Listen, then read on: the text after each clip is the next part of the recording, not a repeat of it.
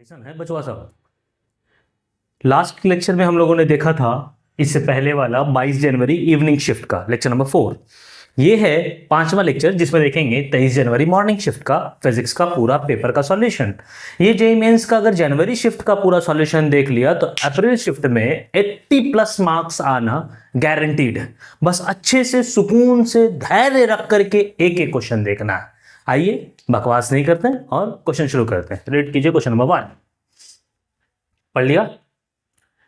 इस सेशन का सवाल है सिंपल पेंडुलम है। सिंपल पेंडुलम है तो पहले क्या पता होना चाहिए? पहले ये पता होना चाहिए कि उसका टाइम पीरियड होता है 2π√L/g।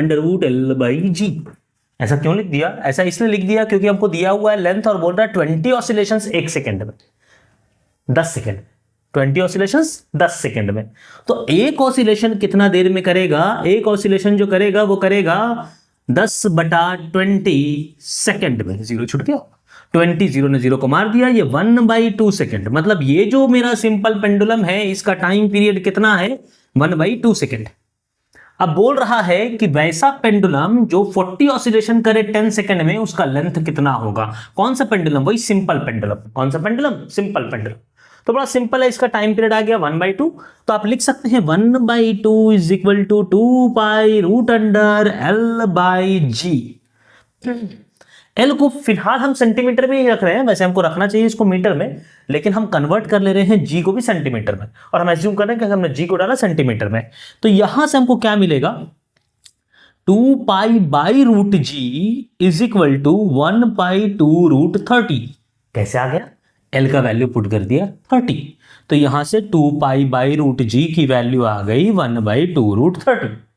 अगर इसकी बात की जाए जिसका लेंथ पूछ रहा है, जहां 40 ऑसिलेशन सेम टाइम ड्यूरेशन में है, मतलब 40 ऑसिलेशन 10 सेकंड में है, तो इसका टाइम पीरियड होना चाहिए, इसको T1 लिख देते हैं, इसको T2 लिख देते हैं, इसका टाइम पीरियड होना चाहिए 10/40। ये कैसे करना है? एक ऑसिलेशन में जितना टाइम लगता है यहां से, वो कहलाता है टाइम पीरियड। वो क्या कहलाता है? Time period. इसका टाइम पीरियड है 1/4 सेकेंड, दैट इज 2π√L/g। यहां L को हमने चेंज नहीं किया है सेंटीमीटर से मीटर में, क्योंकि जो वैल्यू पूछ रहा है वो सेंटीमीटर में पूछ रहा है। तो 1/4 = 2π/√g multiplied by √L। 2π/√g value है 1/2√30। तो हम लिखेंगे 1/4 = 1/2√30 into √L। 2 2s are 4, √L is equal to √30 divided by 2. This implies L is equal to 30/4, which is 15/2, which is 7.5 centimetre. बिना किसी कैलकुलेशन एरर के मेरी वैल्यू जो आ रही है वो आ रही है 7.5 सेंटीमीटर, जो कि ऑप्शन नंबर 2 है। आराम से एक बार फिर से देख लेंगे। 7.5 हड़बड़ा करके 0.75 मत मार देना। अब तुम्हारी मर्जी, तुम चाहते हो +4 के -5, क्योंकि ऑप्शन 1 है 0.75 भी। हड़बड़ाने का नहीं, आंसर क्या है? 2 7.5 सेंटीमीटर। अगला देखेंगे।